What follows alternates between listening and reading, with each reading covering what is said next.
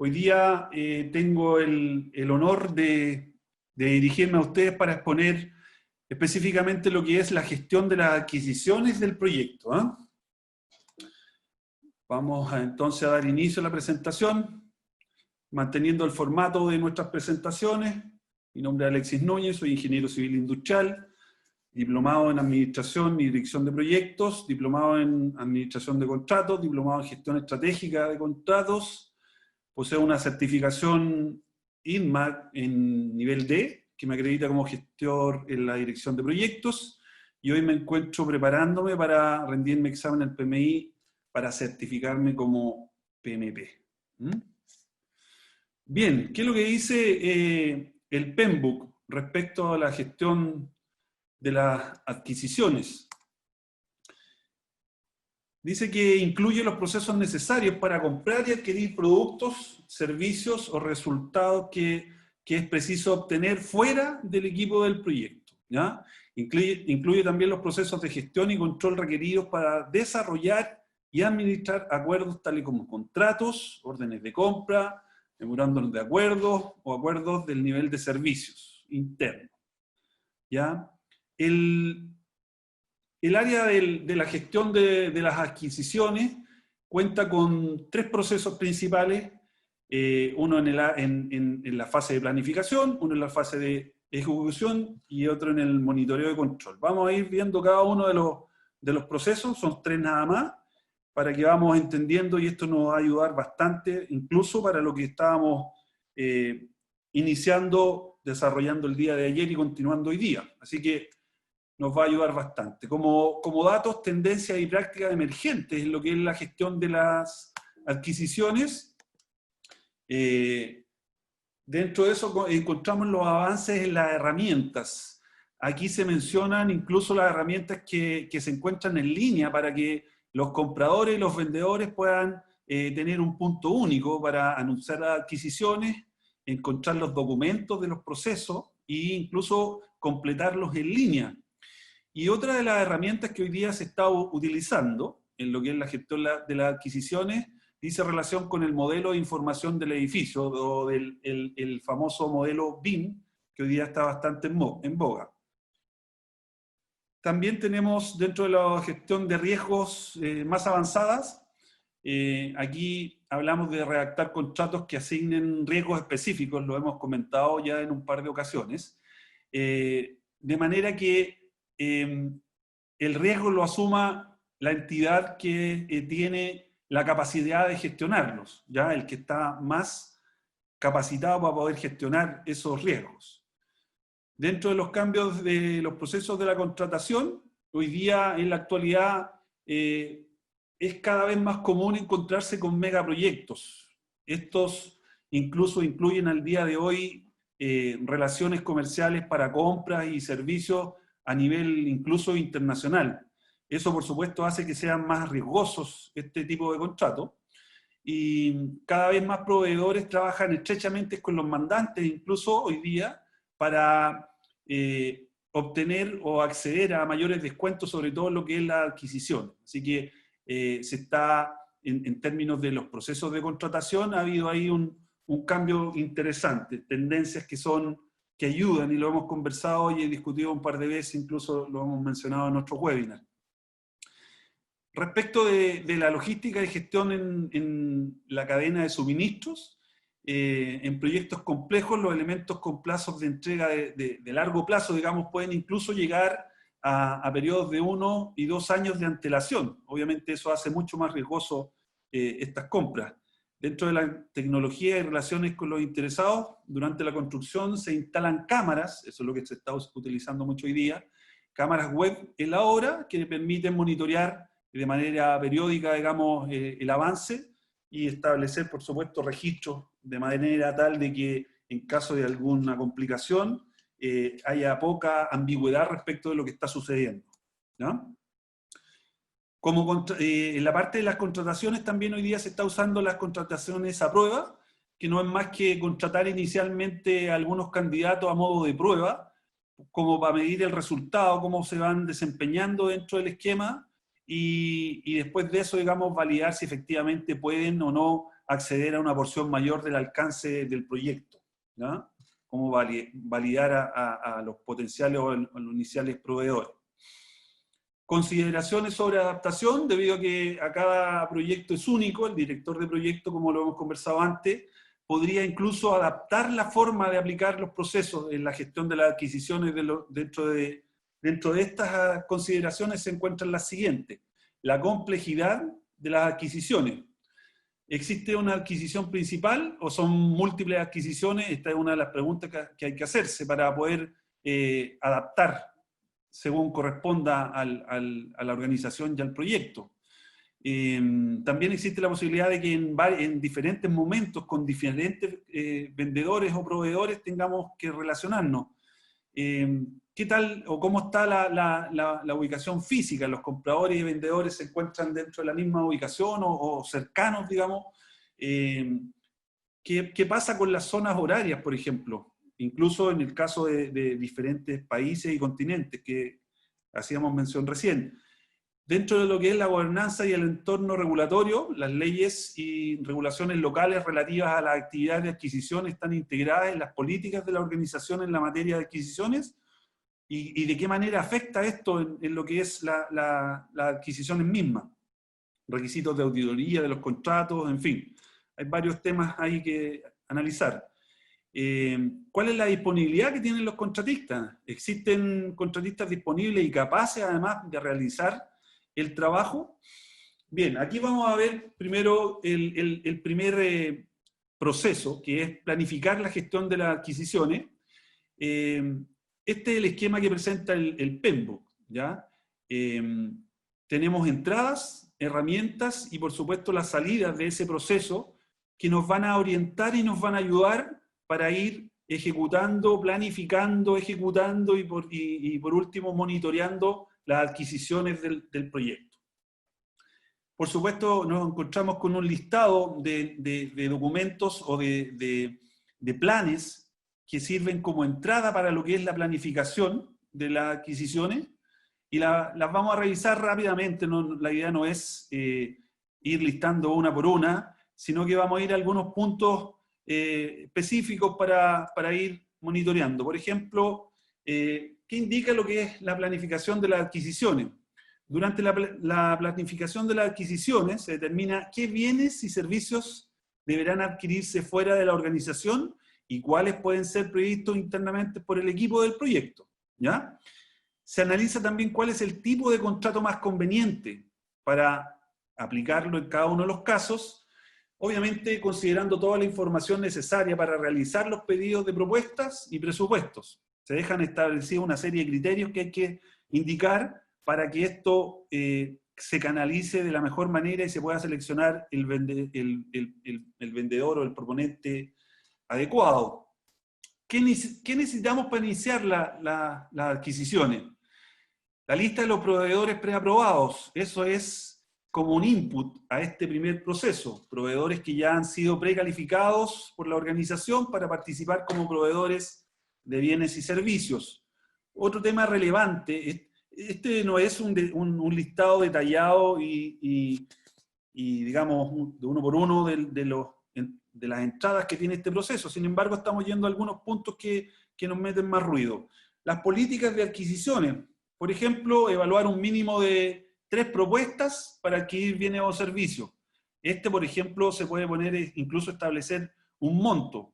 Todos los que superen de un monto hacia arriba, y de lo contrario, por ejemplo, realizar compras directas sin ir a un proceso de licitación cuando los montos sean inferiores a otra cantidad establecida.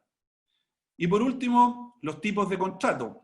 Lo que busca esto es establecer que la organización cuenta con modelos o templates de contrato, y ahí después hay que definir, en definitiva, qué se va a usar o qué es lo que más conviene dependiendo de la estrategia de la empresa, el proyecto, ¿cierto? Por ejemplo, contratos a suma alzada, a precio fijo, costos reembolsables y tiempos materiales. Estos tipos de contratos que he visto al inicio son los tipos de contratos, digamos, más grandes, los que se agrupan. Sin embargo, después viene una serie de otros contratos que todo el mundo ya los conoce, que solo los menciono aquí, lo hemos visto también en otros webinars anteriores, el caso de contratos mixtos, donde tenemos, por ejemplo, precio unitario y más los gastos generales y la utilidad de suma alzada, por ejemplo, eso es un contrato mixto.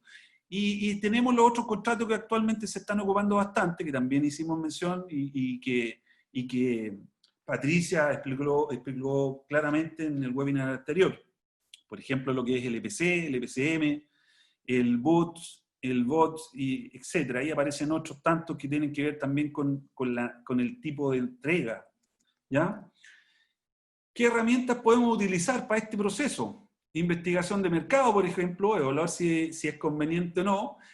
Análisis de hacer o comprar. Aquí tenemos que hacer un pequeño análisis para ver qué es más conveniente. Producir algún insumo del proyecto dentro de la organización o comprarlo fuera del proyecto, ¿cierto? Si estamos o no en condiciones de hacerlo. Y aquí tenemos una tabla donde aparece el ejemplo de factores que influyen para tomar este tipo de decisiones. Por ejemplo, producción propia, falta de calidad o confiabilidad en los proveedores. En el caso de comprar, falta de recursos disponibles para la producción. Y así tenemos, por ejemplo, producción propia, know-how o experiencia para la producción de insumos, mantener un nivel mínimo de utilización de la planta, mantener el control sobre el proceso productivo y en fin. En el caso de comprar, acceso a auditores externos objetivos, por ejemplo, especialización y economía de escala del proveedor, también en ese caso es recomendable comprar o acceder a contratar. El vendedor es propietario de las licencias, por ejemplo, ese también es un motivo por el cual hay que tomar la decisión de comprar. Altos costos de entrada y o salida, ¿se fijan? Un poco la tabla para ir mencionando. ¿Qué obtenemos al final de este proceso? Que es planificar las adquisiciones del proyecto. Documentación de las adquisiciones, por supuesto, el plan de gestión de las adquisiciones, y ese plan tiene que responder una serie de preguntas que se listan aquí. Por ejemplo, ¿qué se produce dentro del proyecto y qué se comprará afuera? ¿Cómo será la licitación? ¿Será una licitación pública, privada, internacional? Como mencionábamos recién, va a depender y obviamente ahí los riesgos se incrementan dependiendo de cómo lo vamos a canalizar. ¿Qué tipo de contratos se utilizan? Ya los vimos.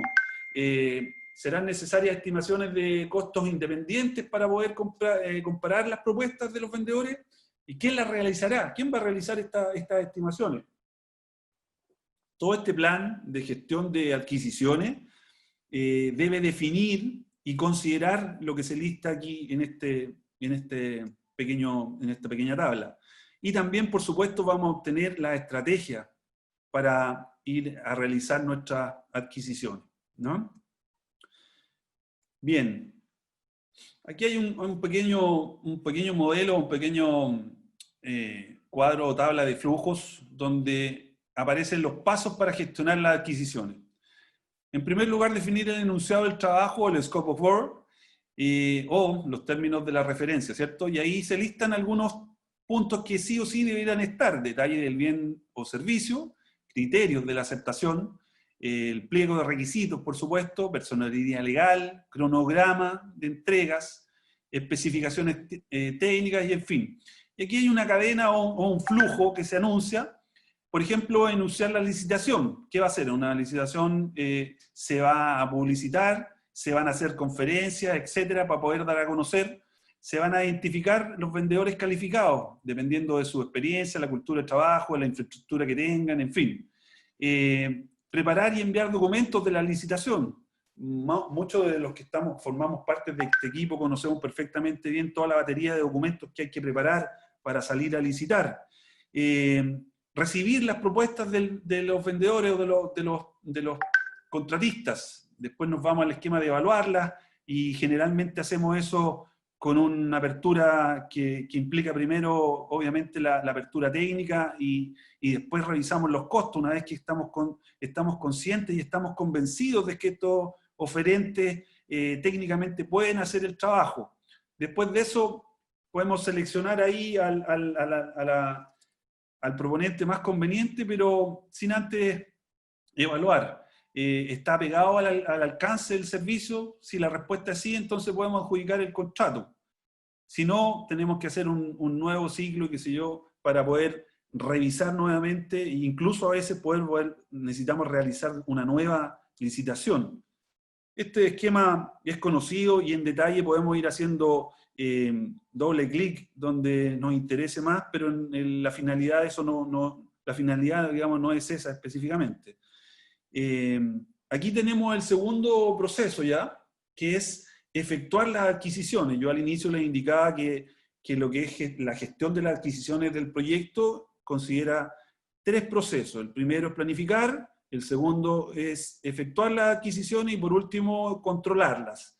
En el caso de efectuar las adquisiciones, también por supuesto tenemos un listado de entradas, también mencionamos herramientas y técnicas, y como salida vamos a tener una serie de documentos actualizados y los vamos a revisar, no, insisto, no en detalle porque no es la idea es indicar con lo que debiéramos contar. Esto nos va a ayudar bastante para la reunión de más rato, ¿cierto? Y revisar cómo hacemos o cómo efectuamos las adquisiciones dentro del proyecto. ¿Qué es lo que es efectuar las adquisiciones? El proceso de obtener respuestas de los proveedores seleccionados y adjudicarles un contrato. ¿Cuál es el beneficio clave de esta etapa, digamos? En este proceso es que se selecciona un proveedor calificado e se implementa el acuerdo legal para la entrega. Una vez que el proyecto entra en la fase de ejecución, es necesario contactar a los proveedores que van a vender los bienes y servicios al proyecto. Luego de recibir sus propuestas, se seleccionará un proveedor y se adjudicará el contrato. Ese es el efecto de ejecutarlas, efectuarlas. ¿Qué necesitamos principalmente? Aparte del listado que aparecía en el esquema inicial de este proceso, nos vamos a hacer un doble clic en alguno de ellos. Por ejemplo, los planes. Planes de base de costo, por ejemplo, por supuesto, para las adquisiciones. Gestión del alcance, requisitos, la configuración de las comunicaciones, riesgos de adquisiciones. Documentos, requisitos, cronogramas, riesgos, interesados y lecciones aprendidas. Todo esto lo necesitamos para efectuar las adquisiciones. Documentación de las adquisiciones, como por ejemplo el scope of work, especificaciones, cantidades, calidad, desempeño, localización, etcétera, ¿cierto? Y las propuestas, por supuesto, de los vendedores. Por lo general se solicita a los vendedores de nuevo que se separen las propuestas técnicas de la económica para poder hacer una apertura diferenciada. ¿Cuáles son las herramientas que podemos utilizar dentro de este proceso? Publicidad, difusión de las licitaciones en medios de comunicación, conferencias hacia los oferentes.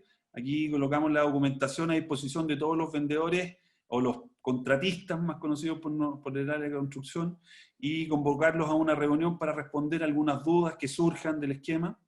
Evaluación de propuestas, seguir un proceso formal para la selección de vendedores. Las propuestas enviadas están completas y tienen apego al scope of work de la licitación.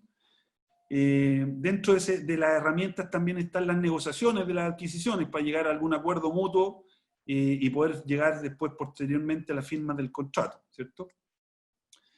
¿Qué obtenemos dentro al final de todos estos procesos? Vendedores seleccionados y los acuerdos. Diferentes tipos de acuerdos, órdenes de compra, qué sé yo, el agreement, el contrato mismo.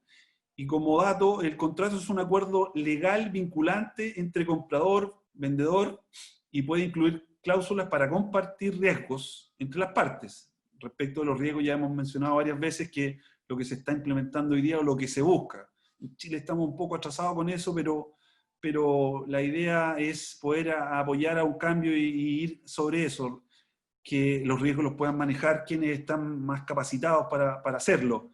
Y en fin, algunos componentes que deben llevar un contrato. Lo principal, individualización de las partes. Créanme que he visto contratos donde no aparece una de las partes individualizadas en él, y contratos no menores, lo he visto, me ha tocado.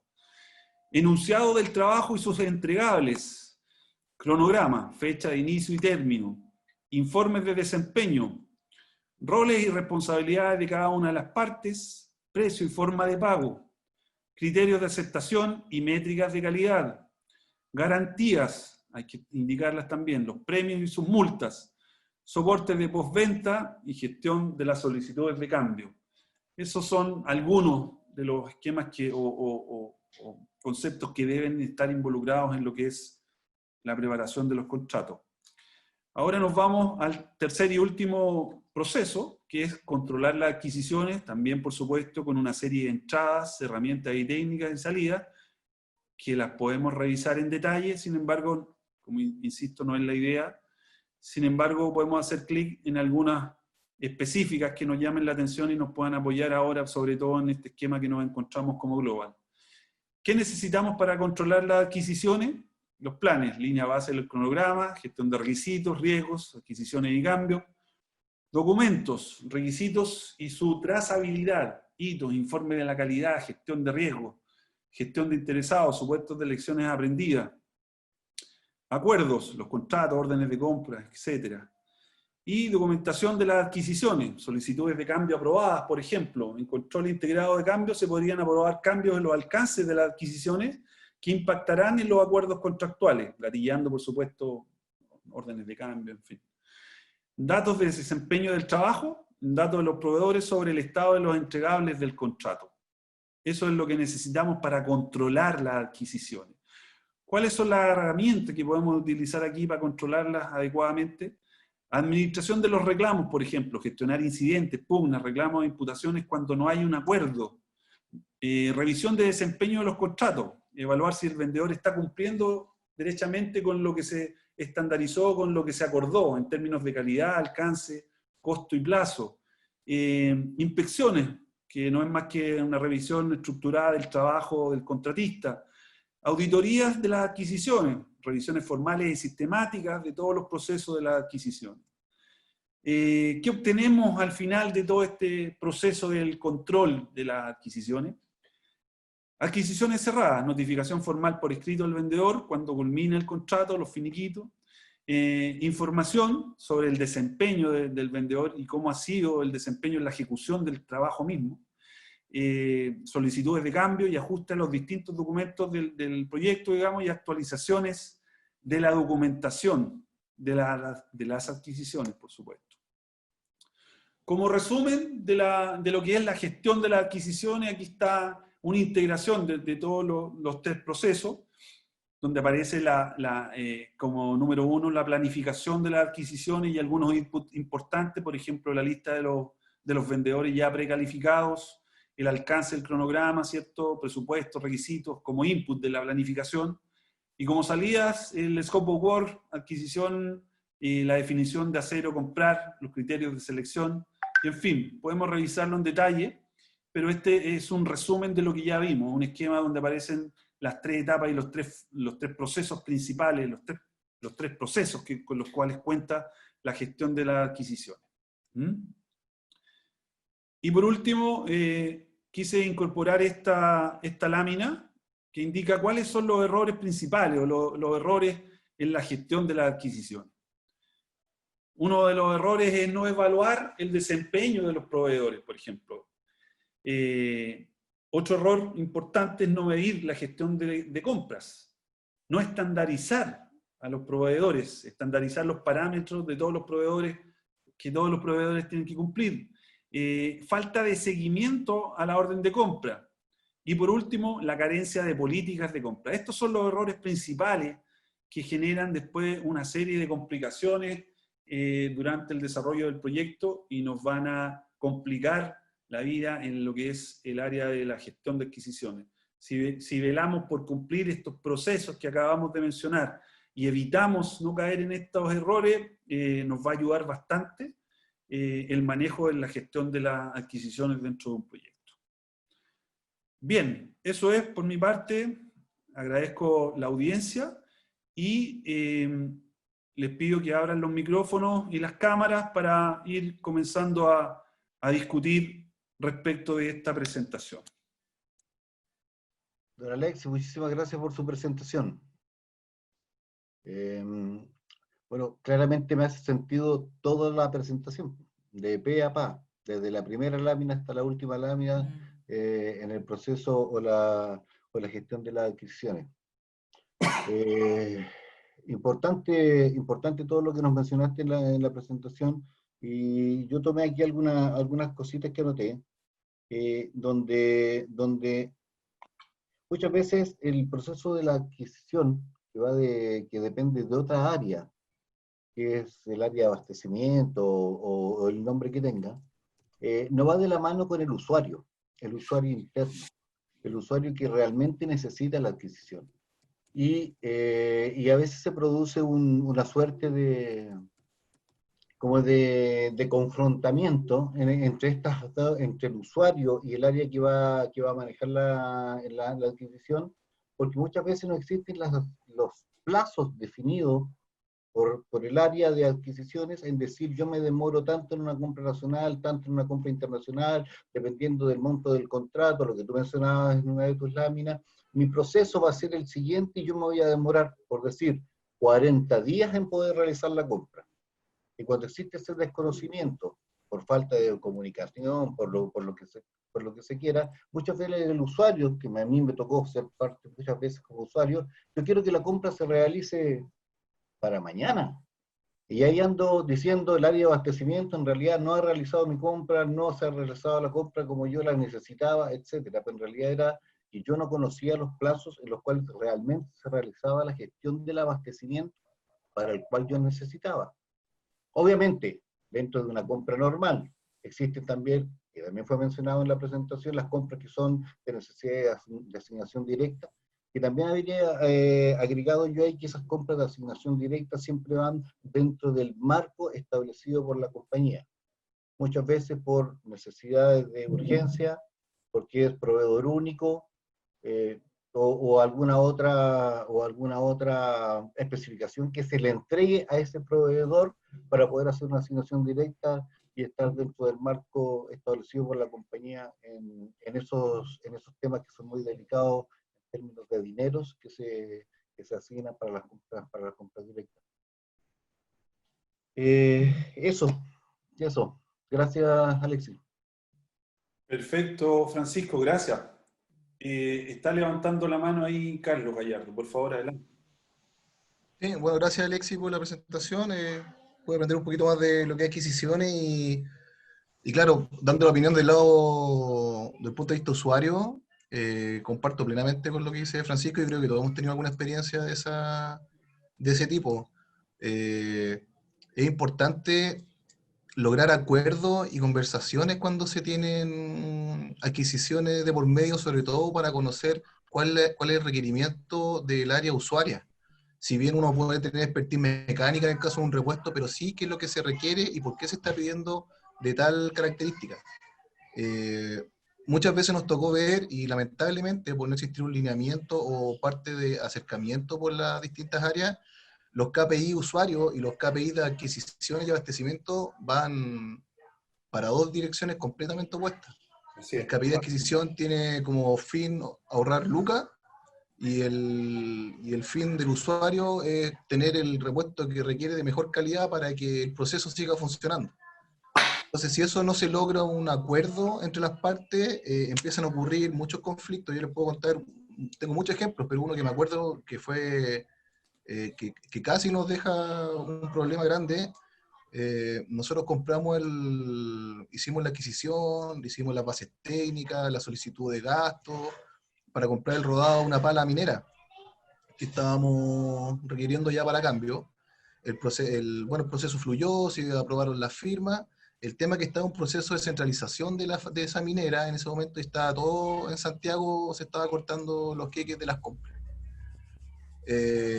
Cuando compramos, nosotros mandamos lo que requeríamos, incluso mandamos la orden de compra, y se fue, y esperamos a que llegara el repuesto, y nos escribe una persona de abastecimiento de ahí del sitio, y nos pregunta por deferencia, nos dice, mira, ¿sabéis que en Santiago hicieron una negociación con otra empresa que es la que pidieron ustedes, y lograron ahorrarse $700.000 en la compra del repuesto?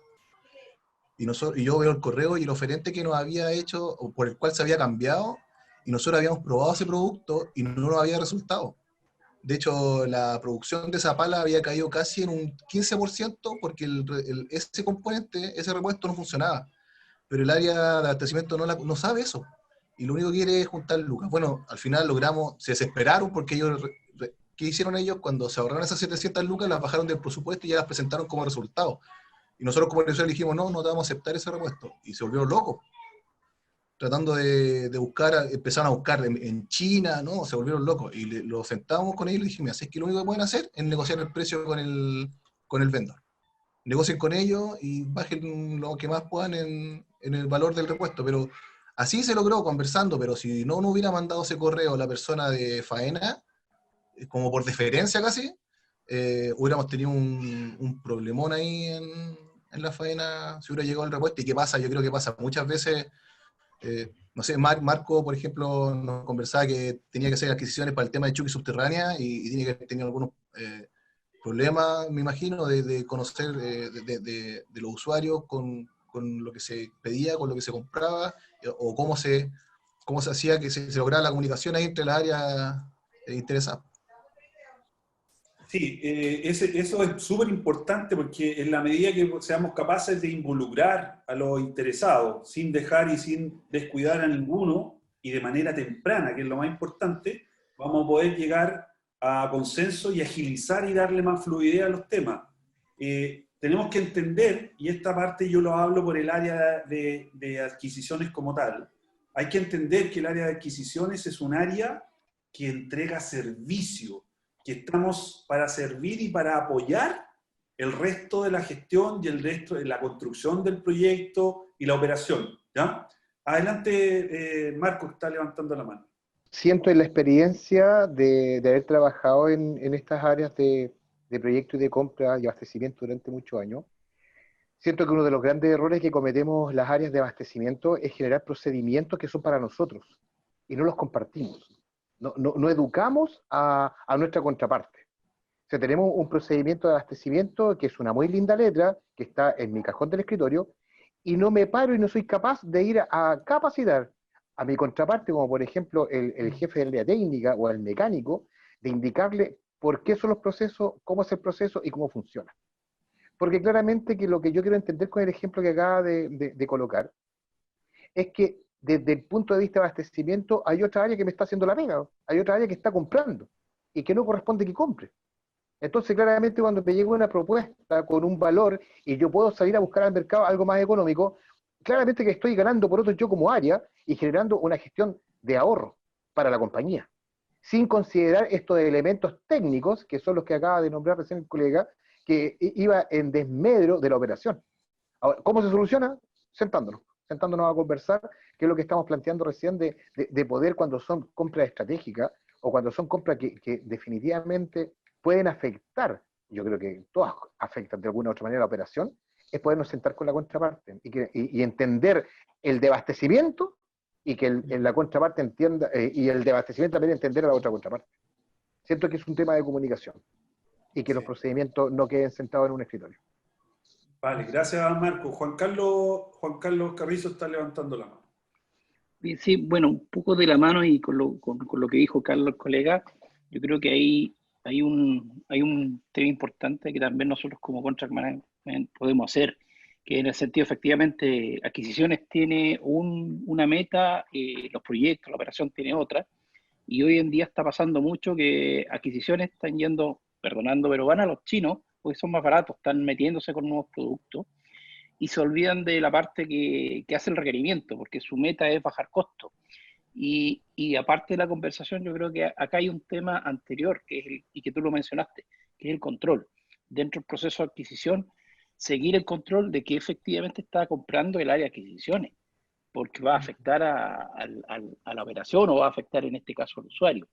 Y ahí hay un nicho sumamente importante también para nosotros, que hay que meterlo y evaluarlo, que es ese control que efectivamente o si hay un cambio o se propone un cambio, antes que ocurra lo que le pasó al colega Carlos, que se pueda hacer sentarse y negociar, porque muchas veces él afortunadamente, y también yo creo que a muchos nos ha pasado que de repente te llega un repuesto y ¿por qué me enviaste eso? No, es más barato, pero es lo mismo.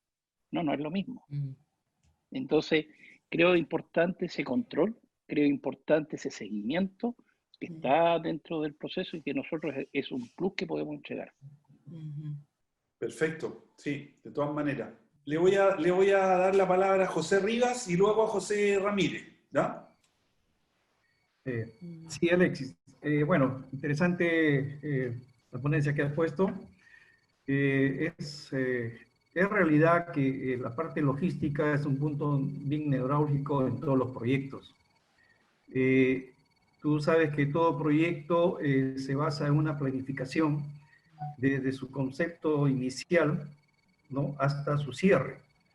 Entonces, he ahí que la parte logística tiene que entrar a tallar de gran forma en una coordinación mutua, tanto con la ingeniería, porque de ahí nacen las especificaciones del tipo de material o equipos que se requieren para desarrollar el proyecto. Y uno de los temas más neurálgicos es el cumplimiento de las fechas de entrega de los productos. Lógicamente que anteriormente estos productos ya deben haber pasado su control de calidad, han debido ser ya levantadas observaciones, ¿no? Y la entrega final y llegada al tiempo estimado de llegada al proyecto, que muchas veces no se cumple. ¿Y eso qué conlleva? Conlleva a que los contratistas pongan sus quejas, sus claims, ¿no?, y pidan las ampliaciones de plazos correspondientes. En el caso de que si alguien está de parte demandante, como lo llaman ustedes, nosotros decimos cliente, ¿no?, el contratista saca provecho de eso. Entonces, la coordinación, como lo dijeron anteriormente, y el control tiene que ser exhaustivo, y más que nada la selección de los proveedores. Los proveedores tienen que ser completamente seleccionados y es más, tener referencia de ellos de anteriores proyectos. Porque en base a eso es que tú formas cómo están estos proveedores, cómo van a apoyar al proyecto, ¿no? Cómo van a tener comportamiento con el proyecto. Entonces, importantísimo cumplir el planeamiento inicial y lógicamente no tratar de comerse los días de holgura que se tiene muchas veces en las planificaciones, ¿no? Cumplir con las fechas que se han tratado, cumplir con los términos del contrato, que muchas veces se tiene que efectuar contratos incluso poniendo algunas penalidades para los proveedores, ¿no? O de otra forma, también premiar al proveedor que cumpla antes del tiempo, ¿no?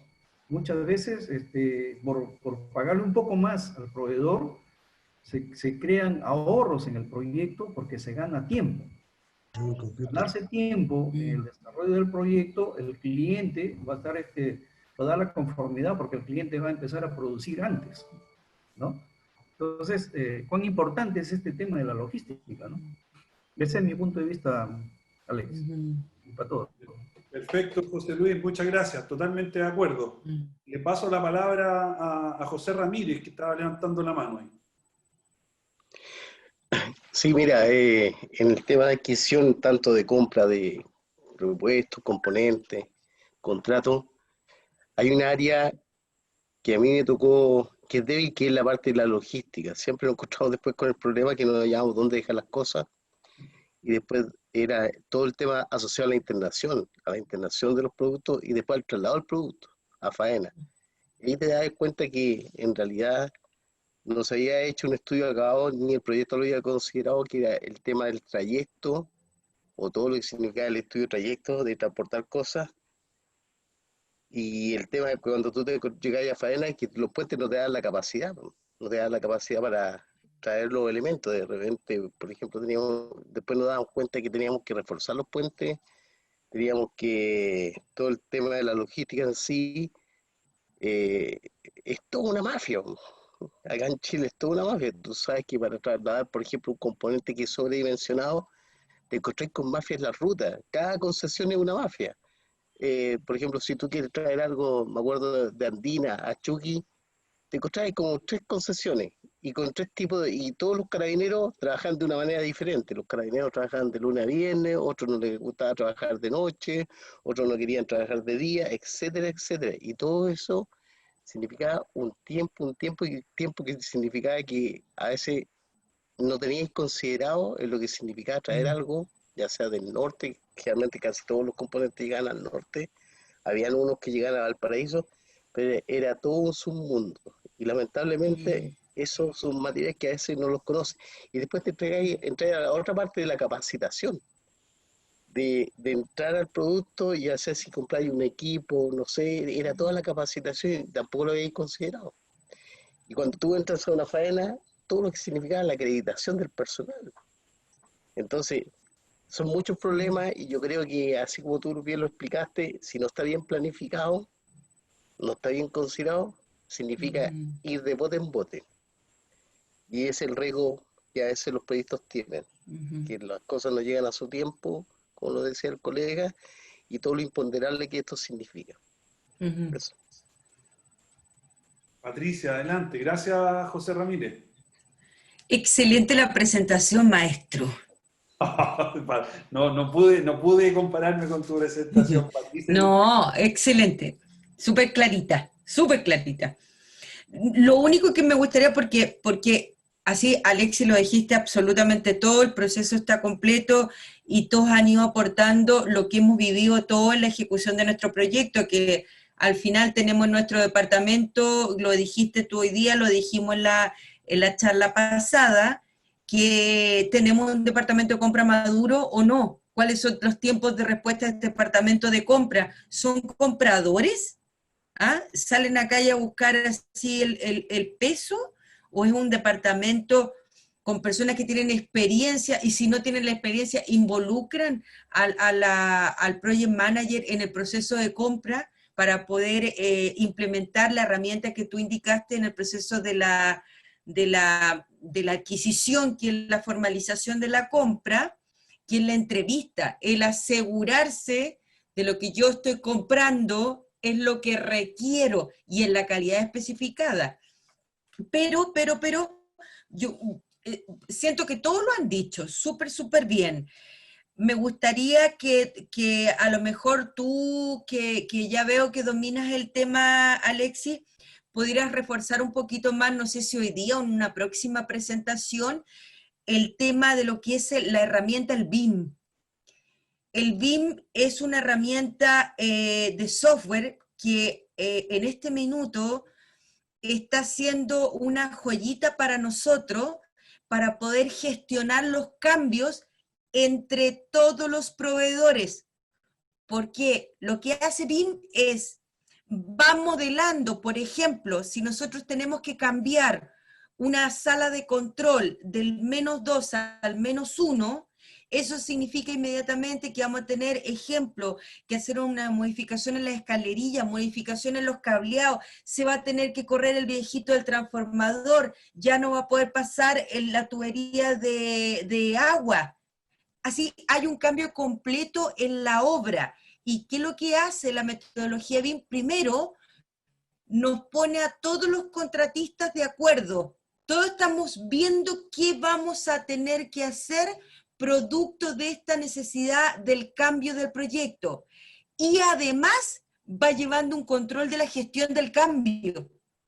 Por lo tanto, nos ayuda mucho en el tema de que ya no vamos a llegar al final del proyecto a decir, oiga, pero a ver, ¿qué pasa si yo tuve que instalar 100 metros más de escalerilla, tuve que instalar 200 metros más de cable de comunicación, porque hubo este cambio en el proyecto?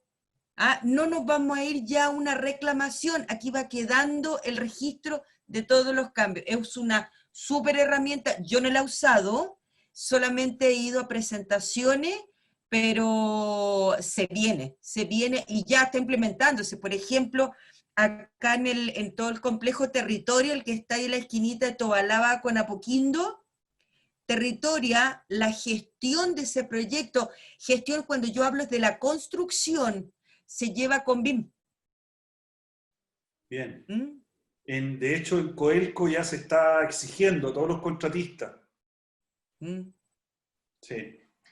Sí, muy buena. De hecho, estaba mencionada y dentro de las tendencias que estábamos mencionando para lo que es la gestión de las adquisiciones. Sí. ofrezco la palabra. ¿A quién más le interesa aportar o hacer algún comentario respecto de la gestión de las adquisiciones, como la estamos viendo?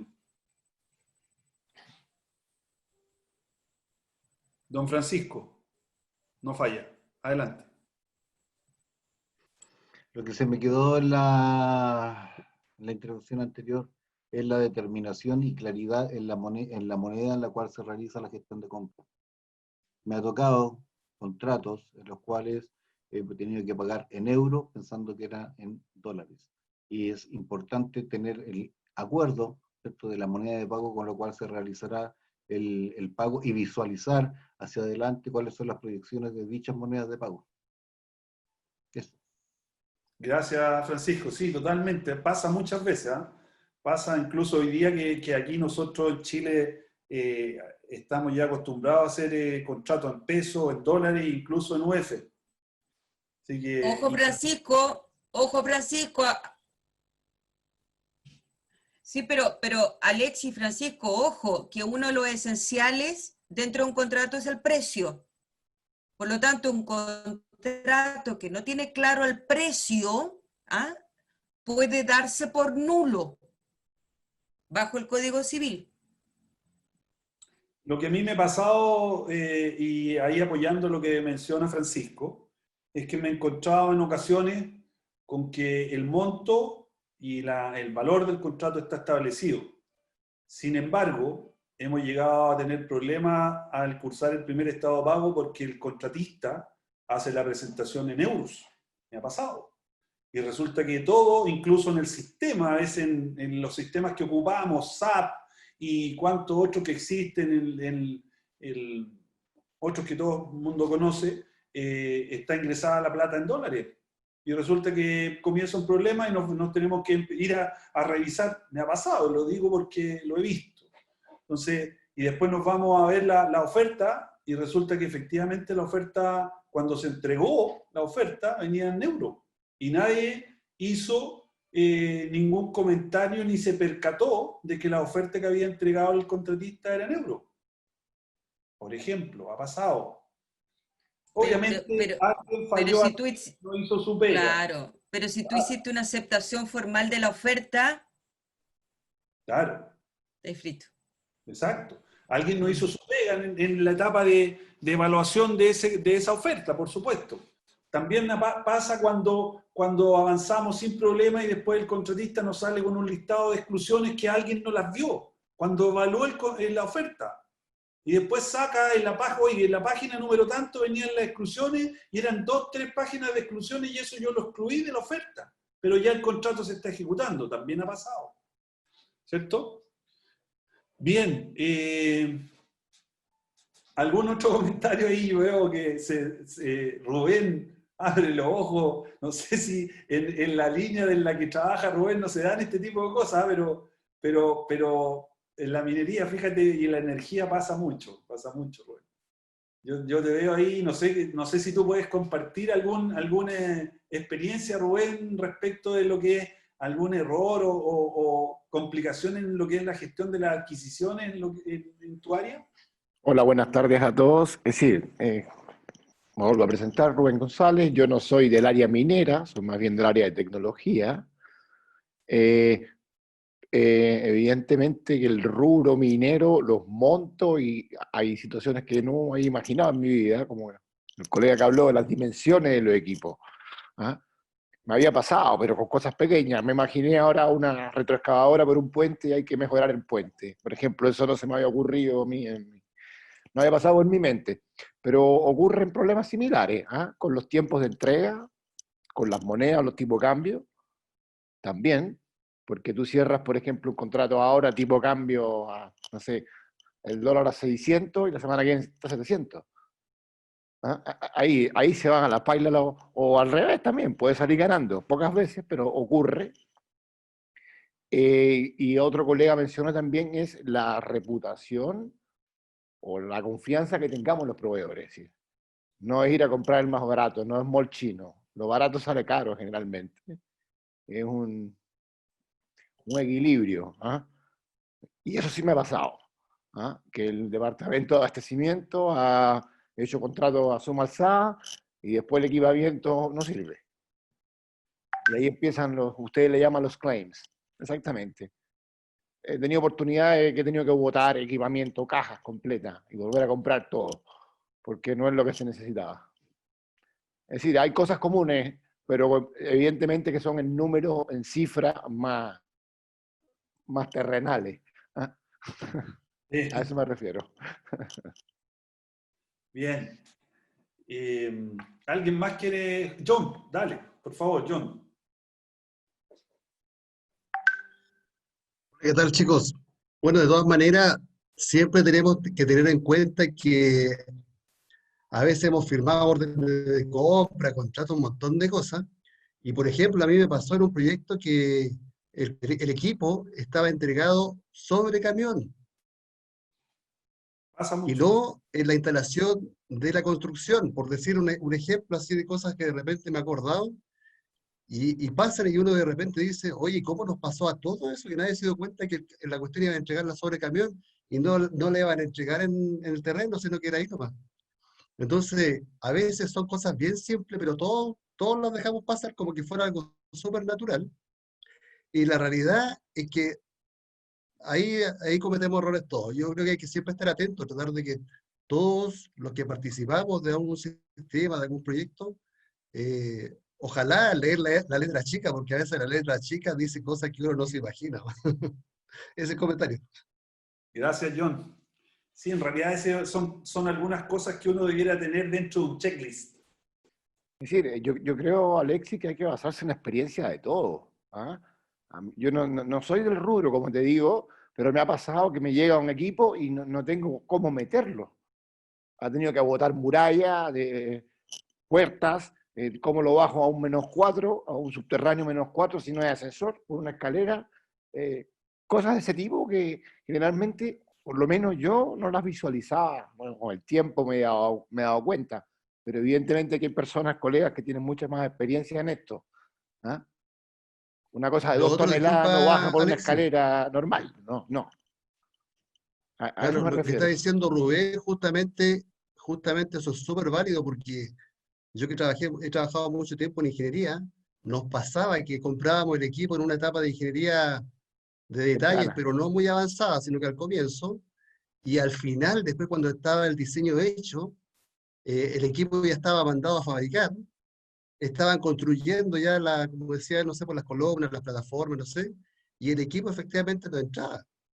Entonces pasan situaciones así que a veces una estructura queda en diagonal ahí, atravesada, y no podéis meter el equipo. Queda a veces una columna entre medio y tampoco podéis meterla, no sé, por el equipo, y eso el trabajo que tiene que ver relacionado para resolver la situación, a veces es más complejo que haberlo hecho bien al principio, haberse demorado un poco en hacer un diseño correcto y al mismo tiempo con la certificación y con las definiciones claras, fabricarlo. Ha pasado, no ha pasado, yo creo que a todos nos ha pasado varias veces. Y solamente para dejarlo ahí, por los que no tengan experiencia en el tema técnico o informático, digámoslo así. Las cosas que más pesan en informática son los bancos de batería y ese tipo de cosas. ¿Ah?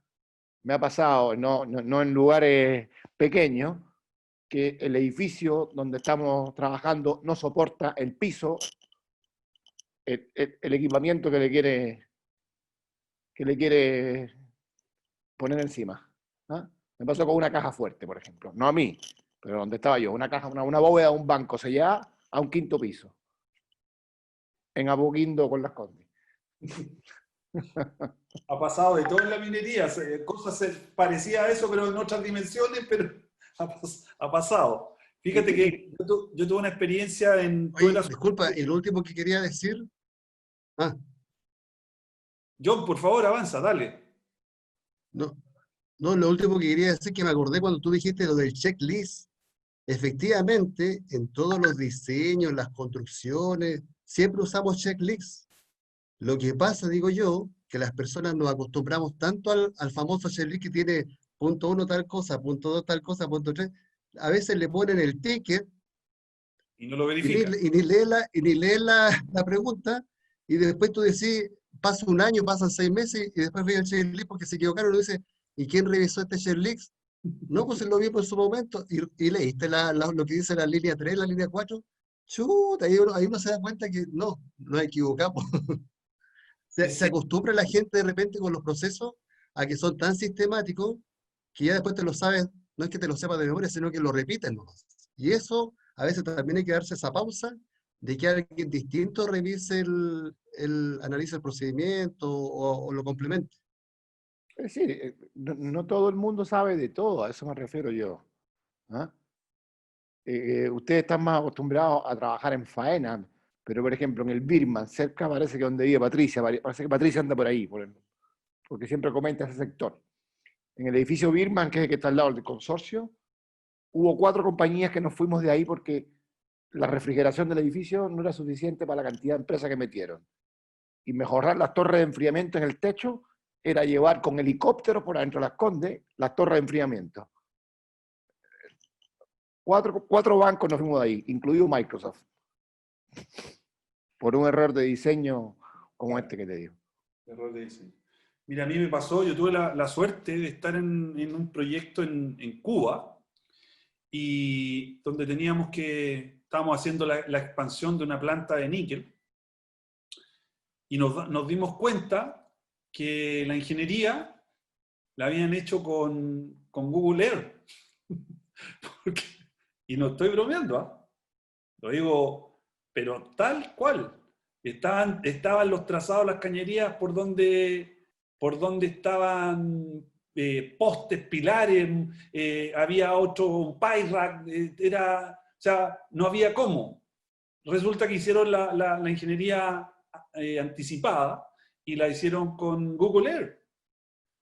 Y después cuando fuimos a instalar todo, había que, oye, casi que botar en la mitad de un edificio para poder tirar.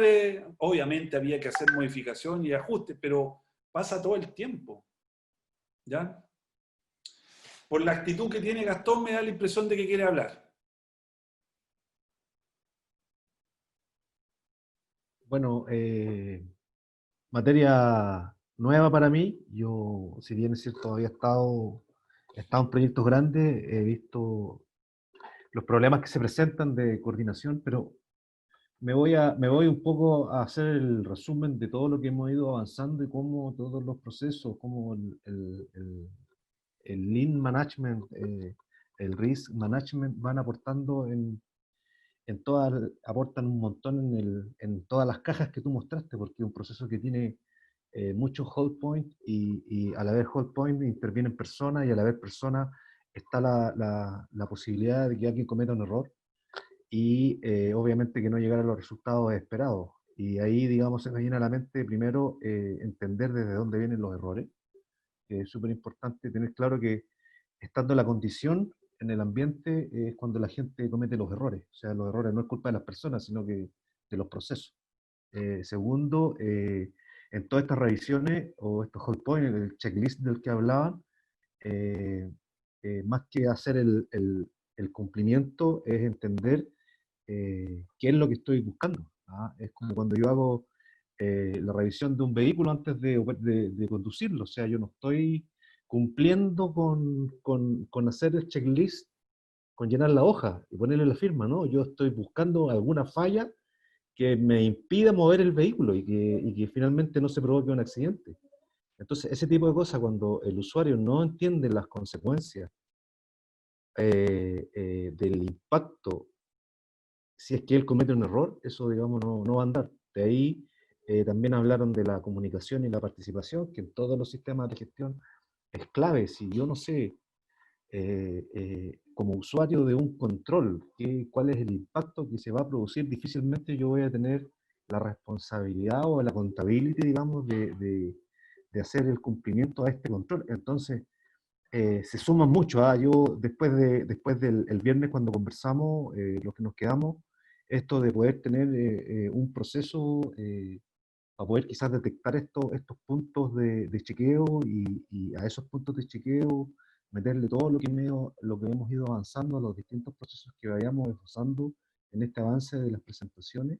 Yo creo que sería un tremendo aporte poder poder, como decía el otro día, poder superponer un flujo sobre otro, un proceso sobre otro, y ver qué puntos en común tienen, y esos puntos, digamos, cómo se pueden establecer procesos de control que sean transversales, y lo más importante, que sean implementables, porque el control tiene que ser implementable, porque si no es posible llegar al usuario con él, es perdido. Muchas de las cosas se hacen en las oficinas y finalmente no llega, sino que si no vamos a ver el fondéate en tu casa nomás, que fue muy bien diseñado, pero finalmente cuando llegó el momento de pensar en implementarlo era un Frankenstein que era imposible de implementar. Entonces, la reflexión es digamos, unir los distintos departamentos y disciplinas de las organizaciones, y eso nosotros con lo que estamos planteando como global, algo que se puede hacer, y finalmente llegar a tener un objetivo común, y no un objetivo no KPI por disciplina o por área, sino que apuntar hacia los objetivos del cliente en este caso. Y ahí es donde yo creo que tenemos harto que hacer, harto que aportar. Y una pregunta, no me acuerdo la diferencia entre boot y bot. Te la di el viernes, después como eran las 1 de la mañana cuando te la expliqué. Es que estaba así, estaba igual que ahora, pero la diferencia es que ahora es Coca-Cola, el otro día no era Coca-Cola. Como te decía recién, yo me voy a permitir responder, a no ser que alguien levante la mano y la quiera dar la explicación, pero yo la tengo y te la puedo dar al tiro. La diferencia es que el boot cuenta con 2 O, y uno es la única diferencia, porque es Build, Owner, Operate, Transfer. Entonces, ¿qué pasa? El que construye se apropia del sistema y le vende el servicio al cliente. O sea, se apropia, se hace owner. Por favor, corríjanme si estoy equivocado. La diferencia es esa. En el otro caso, el bot es Build, Operate, Transfer. Opera y transfiere. Por la cara de Patricia, me da la impresión de que quiere opinar. Por favor, Patricia. Es que tengo la duda. Es a ver, veámoslo para cuando estamos hablando de la construcción de una autopista. ¿Ya? Lo que hace acá el contratista toma la obligación de construir, ¿cierto?, bajo su costo. Luego él lo que hace, que estos son los contratos típicos, los BOT, ¿ya? Solamente BOT. Entonces, por eso quiero que tú me digas en qué se diferencia el BOT. Entonces, lo que hace este contratista de construcción, construye, ¿cierto? Opera durante el periodo de operación, ejemplo, la autopista, él va cobrando el peaje a todos nosotros cuando cruzamos los pórticos. Luego, al completarse la cantidad de años que el contrato indica, ¿cierto? Que el owner, ¿cierto? Que sería el Estado de Chile, le da para que él, ¿cierto? Contractualmente pueda cubrir sus costos y su margen de utilidad de ganancia, se genera la transferencia. Es decir, ejemplo, se le dan 5 años para que él opere y tenga todo su rédito, y luego lo transfiere formalmente al Estado de Chile, y luego el Estado de Chile es quien va a operar esta autopista. Así es. Sí. Ahora, estoy entendiendo que en el BOT, dale vos. En el BOT, te voy a poner el caso de una planta desalinizadora. En el caso del BOT, el constructor que se apropia de la planta le vende el agua al cliente. La planta es propia. O sea, ejemplo, voy a poner un ejemplo solo para graficarlo. Global construye, lo opera, lo hace propio, es nuestro, pero nosotros vendemos el agua a Escondida. Y después de un tiempo, Escondida podría comprarnos la planta, quedársela. Y, No, pero si hay un test, es que hay contractualmente un periodo de tiempo definido para que el cliente sea mi comprador y yo sea el vendedor. lo que pasa es que eso puede o no ocurrir. Podría no ocurrir, pero el modelo es ese. Esa es la única diferencia. Que a veces se habla de BU, que es un B y dos O, y cuando se concreta la transferencia es un BUT. Y cuando no hay apropiación de la planta es un BOT. Le voy a pedir a Luis, a José Luis Rivas, que nos confirme, por favor, el concepto. Las dos es más rato con la pregunta, parece, ¿no? Me equivoco. No, para nada, está súper bien. No. Yo estoy seguro de lo que estoy diciendo, no tengo ninguna duda y quiero que el maestro... No, sí, yo no es que esté dudando de ti, sí, 100%, yo manejo BOT, tú manejas los BUT, pero me cuesta mucho porque si tú vas a firmar un contrato BUT, es que, está bien, tú le vas a vender, ¿cierto?, al owner el servicio, lo que sea, el suministro, lo que sea, pero al minuto de tener una T, significa que debe de haber un plazo para la transferencia formal al owner. ¿Sí? No puede ser que a mitad de camino nos quedemos con el BU y nos falte la T. Porque entonces, ¿qué contrato firmamos? Sí, lo que pasa es que podría hablarse. Pero quiero que José Luis opine, a ver qué nos dice el maestro.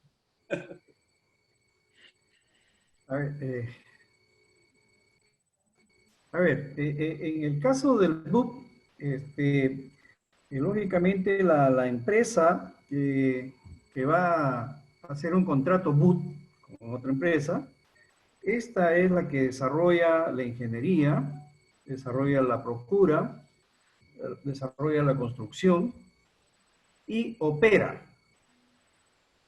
El caso BUT. Bajo un contrato marco en la cual tiene una duración, tal como tú lo dijiste, Alexis, un tiempo determinado, le brinda el servicio al cliente, ¿no? Y después de ese tiempo pasado, el cliente compra, tomando en cuenta la depreciación, compra la planta o el producto que ha vendido en BUT, ¿no? Ese sería en el caso del BUT, el BOT, ¿no? No, BUT. En el caso BOT es el Build, Operate and Transfer, ¿no? Este es más o menos es un contrato de sociedad vínculo proyecto, ¿no? Que debe construir, operar y luego transferir al Estado o al cliente con la cual han realizado este tipo de contrato. Esas serían las diferencias entre el BOT y el BUC. Sí. Y hay otro modelo que es el BOO, el BU, que no transfiere. También el BUC está no transfiere. Todos los activos construidos y operados por la empresa son propiedad de quien está construyendo, quien ha diseñado y quien está ofreciendo el servicio, ¿no? Sí. Así es. Y lógicamente tiene derecho a cobrar por dar ese servicio. Así es. Ese es. No sé si Gastón, ¿te aclaramos o te confundimos más? No, quedó claro. Entiendo que el boot, en la medida que se transfiera, se convierte en un BOT simple. Y que no sé, por el caso de algunas autopistas en Chile, podrían ser un boot eterno, digamos, en el tiempo que no lo van a transferir nunca. Yo creo que esa es no tenía clara la figura de un BOT así simple. No sé si no tengo alguna experiencia porque sería no sé, un llave en mano más comisionamiento y dejar la planta funcionando, más operación. Sería algo así lo entiendo, pero no está claro. Yo tenía claro el concepto del BOT, no me acordaba qué es lo que era la primera O, pero se entiende. De hecho, en la empresa que yo trabajaba, sobre todo lo que es agua y energía, construye de esa forma, con el BOT. Y en tiempo X se hace propio, digamos, de esas plantas o instalaciones. Sí, en el caso de carreteras, por ejemplo, acá en el Perú son en base a concesiones. O sea, el Estado entrega un tramo de carretera, ¿no? En la cual el contratista o la empresa que se va a encargar de la concesión se hace dueña de esa pista, la mantiene durante el tiempo que dure su contrato, ¿no? Y cobra el peaje respectivo por usar esa carretera. Exacto. Eso es. Entonces aquí existen varias concesiones en tramos de, por ejemplo, la Panamericana, ¿no? La Panamericana de Lima a Pativilca hay un concesionario, de Pativilca a Barranca en el norte hay otro concesionario y así sucesivamente, ¿no? Hay distintos concesionarios, igual pasa para la Panamericana Sur también, para llegar a Tacna.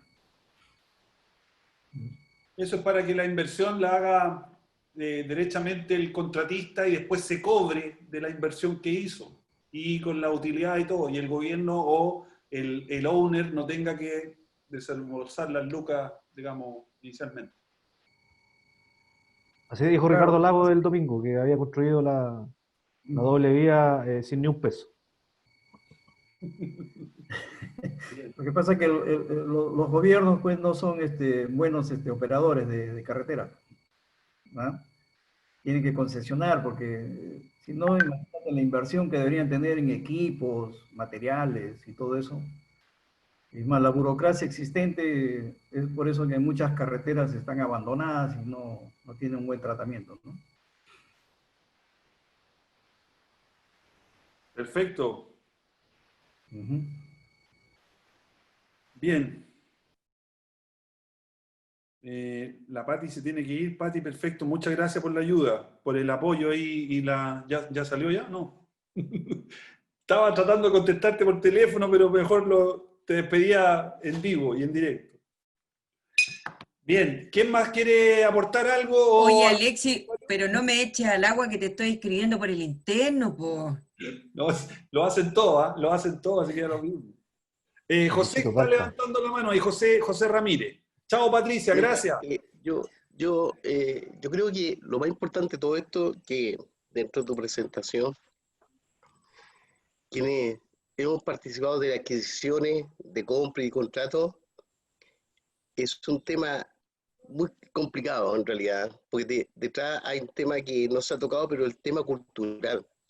Porque tú te encuentras en todo este proceso con mucha resistencia y te encuentras también con muchas cosas innovadoras, ¿ah? Yo me acuerdo en la experiencia mía, nos tocó muchas veces salir a comprar cosas y también dentro de eso desarrollar mercado. Por ejemplo, está el mercado indio, está el mercado chino, y cuesta de repente decirle, ya sea a un presidente ejecutivo o a un comité de directores, que tú lo que necesitas es esto y no lo otro.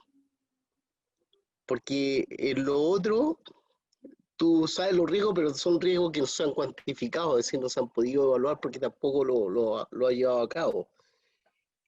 Y está el tema del cambio, de la resistencia con que tú te encuentras. Entonces nosotros los ingenieros, los que estamos metidos acá en estos temas, son temas que siempre no van a estar presentes, Resistencia al cambio. Hay temas que no se ha tocado, pero es muy importante acá, de ética. Hay temas éticos. Hay temas comerciales, hay temas que de repente a veces uno no los ve, que son a veces, no sé, que la empresa de repente le gusta mantenerse siempre con un tipo de empresa o tipo de marca, ¿ah? O tipo de proveedores. Entonces hay cosas que en este tema nunca se van a poder visualizar en forma tan transparente o tan clara, ¿ah? Y el tema de las adquisiciones es un tema de ese tipo. Yo me acuerdo de que a veces uno tenía que mantener estos proveedores porque tenía que mantener estos proveedores. Contratos de largo plazo, de buscar alianzas, se habla mucho de la alianza estratégica entre proveedores entre proveedores estratégicos, o bien hubo un tiempo que se quería desarrollar los famosos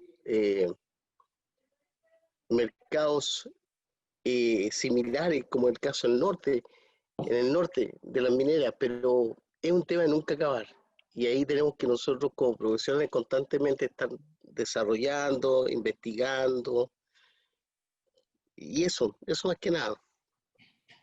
Bien, gracias José. Gracias José. ¿Está Rubén levantando la mano ya? Sí, solamente para dejarlo sobre la mesa, no sé si en la minería o se use, pero en el tema tecnológico, dada la velocidad con que va el desarrollo tecnológico, digámoslo así, y la obsolescencia de equipamiento, prácticamente los equipos caros o grandes ya no se compran ya, no se adquieren. Se hacen o leasing operacionales o leasing financieros. ¿Ah? No sé, lo dejo ando sobre la mesa para el que tenga más experiencia, pero sé que por ahí va la cosa, porque no vale la pena invertir, no sé, $1 millón en una cajita de este tamaño, cuando al año y medio está totalmente obsoleta. Es mejor arrendarla con el extra y al año y medio te la cambien. A eso me refiero. No sé si aplica a la maquinaria pesada grande de la minería, pero buen la comentario. tecnología es así. Yo tengo una experiencia que puedo compartir los que veo acá, varios fueron parte. En un proyecto en el que participé, se compraron cerca de, no me acuerdo exactamente, creo que eran como 50, 80 camionetas. Y las compraron, en primer lugar, las camionetas, y en segundo lugar, las camionetas no servían, porque no daba la cilindrada. Y las camionetas ni siquiera, por un motivo que yo, digamos, desconozco, no se hizo un contrato de arriendo, sino que se compraron. No sé por qué. ¿Alguna decisión te habrá tenido, algún input habrá tenido en su etapa, en ese momento, el área de compras de ese proyecto? Pero el punto es que era una cantidad no menor de camionetas que había sido comprada en lugar de arrendada y además no servían. Camionetas 0 kilómetros. Así que imagínate lo que significa eso, digamos. Lo que tú dices es cierto, por ejemplo, en lo que se hace hoy día, y se viene haciendo hace muchos años, es arrendar ese tipo de equipo. Y uno exige un cierto año y un cierto kilometraje, se excede de ese kilometraje y cambio para afuera y tiene que llegar otra nueva. Pero yo lo que te tú te quedas con el equipamiento final como owner, cuando se termina el leasing, y el otro lo devuelves. Por ejemplo, los proveedores grandes de tecnología, Hewlett Packard, IBM, todo lo que son de Cisco, te hacen el leasing donde tú entregas el equipo y después el equipo se lo llevan y lo revenden en Angola en segunda mano. ¿Me entiendes? Sí. Eso es lo que hacen. No tengo bien claro el mono, porque cuando tú sumas lo que valen los equipos, es decir, 7.000 computadores, tú sumas y no te da ni el precio de fabricación. Claro. Entonces, lo dejo solamente para que el que tenga sea más experto en finanzas, le dé una vuelta. Bien. John. La pregunta que estaba haciendo Rubén, en general en esos temas informáticos funciona así, pero en los equipos mineros principales, el cliente compra con un aseguramiento de repuesto y de servicio técnico por varios años, porque el equipo es demasiado caro y además necesita justamente que funcione de forma continua por varios años. Normalmente no se cambian los equipos principales muy seguidamente, se piensa que tienen que hacer por lo menos un tiempo importante de funcionamiento. Y esa compra la hace directamente el cliente. Respecto a ese mismo punto, yo le voy a comentar al grupo, ¿no es cierto? Obviamente el tema de adquisiciones siempre es súper relevante porque son los clientes los que administran el presupuesto de las adquisiciones. Nosotros en general siempre en lo que es la administración de los proyectos hemos apoyado en las decisiones, en la dirección, en la toma de decisiones, ¿no es cierto? Pero en general los presupuestos los manejan los clientes y de alguna manera tenemos que tratar de buscar la forma de poder apoyarlos siempre en la mejor forma y dándoles las recomendaciones técnicas y económicas para que la elección en conjunto sea la mejor para todos. Yo creo que eso es un paréntesis de todas maneras bueno. Bien, bien. Gracias, John. Sí, de todas maneras. Francisco. Sí, en la misma línea de lo que planteó John, que los usuarios son los que manejan las platas y el área de abastecimiento es quien nos aporta, nos sustenta, nos realiza las compras, es que el usuario, teniendo la retroalimentación de abastecimiento, pueda también tener la visión de lo que va a significar su compra. Por ejemplo, una compra en el extranjero, tú mandas a comprar un equipo al extranjero, pero inmediatamente se te transforma en 5, 6 o 7 compras más porque tienes que comprar la empresa que te va a verificar que se esté ejecutando el equipo en el extranjero como corresponde y con la calidad que corresponde y dentro del plazo que corresponde. Tienes que realizar otra compra para llevar el equipo de donde fue fabricado y llevártelo al barco o al avión. Tienes que comprar la compra del barco al avión. Tienes que comprar el traslado en barco o en avión. Llegó a Chile, tienes que comprar el desaduanaje, tienes que comprar el traslado de donde fue desaduanado en puerto, en aeropuerto, y llevártelo a donde lo tienes que instalar. Entonces, lo que salió de una compra, que era un equipo, ¿cierto? Tienes que trabajar con los equipos que lo van a transportar, con las empresas de telecomunicaciones, tienes que realizar compras para levantar los cables cuando son equipos de gran tonelaje o de grandes dimensiones. Entonces, una compra que costaba 10 pesos, se te transformó en una compra que finalmente significó 50 pesos, porque todo lo satelital, lo adicional que fue respecto a esa compra, se multiplica mucho. Por eso es importante tener la cooperación del área, el comprador, el usuario, en conjunto con el área de abastecimiento, para que en conjunto, como partimos esta conversación, tener la comunicación adecuada, de tal forma de poder ir prendiendo esas lucecitas amarillas y poder decir, ¿sabes qué? Esta compra se te va a transformar en esto, en esto, en esto, en esto, en esto, y en este plazo, por estas razones. Eso. Bien, gracias. John, dale. Luego José Bueno, Ramírez. disculpa. Bueno, no sé si lo estamos entendiendo. Es que en ese punto que toca Francisco, me tocó estar en un proyecto grande hace algunos años, y el departamento de adquisiciones originalmente partió con 2 personas. Al cabo de 2 o 3 meses, el departamento de adquisiciones que estaba apoyando, ¿no es cierto?, las decisiones de los proyectos, se transformó en 9 personas.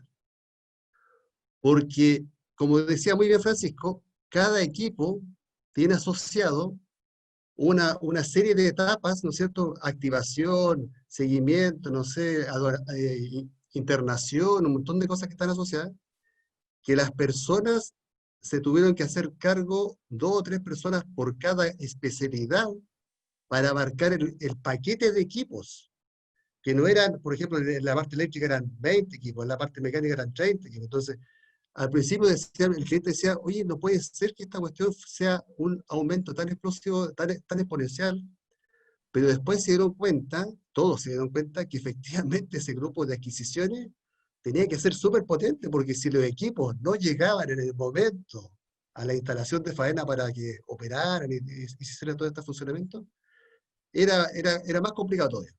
Sí. Entonces, a veces, como experiencia, digo yo, nos pasa que creemos que las cosas son medias simples, pero en el desarrollo del trabajo nos vamos dando cuenta, el cliente y nosotros y los proveedores, ¿no es cierto?, que es una bola de nieve, como para resumirlo. O sea, de alguna manera yo creo que igual es siempre importante tener en cuenta que el equipo de adquisiciones, como que lo miran siempre al principio como que es no es tan relevante, pero en el desarrollo del trabajo, yo encuentro que siempre toma una importancia súper relevante. Bien, gracias. José Ramírez. Hay un tema que uno está evaluando antes de comprar las cosas, es comprar los servicios, como bien explicaba Rubén. Nosotros me acuerdo haber participado que antes, por ejemplo, de ir a comprar camiones, uno ya está conversando con estas grandes marcas, de decirle, oye, yo te compro una tonelada, ya sea ya no el transporte. Es decir, yo ya no me quiero hacer cargo del bien físico camión, sino del servicio transporte. Y son temas que ya se están pidiendo evaluar, porque como bien decía Rubén, la tecnología es tan rápida que las innovaciones van pasando tan rápido que al final tú te puedes hacer de un problema más que de un beneficio.